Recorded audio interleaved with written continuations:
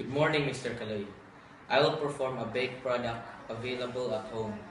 The baked product I will make will be a pancake.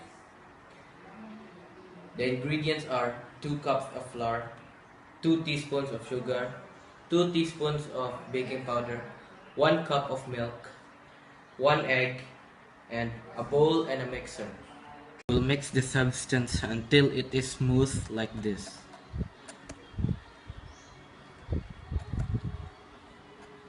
Now it's time to put the mixture on the pan to make the pancake.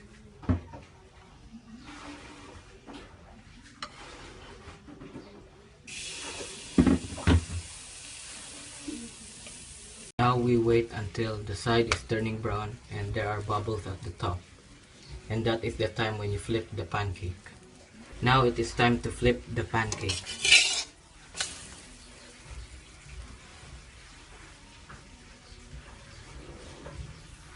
Now it is time to do the plating of the pancakes.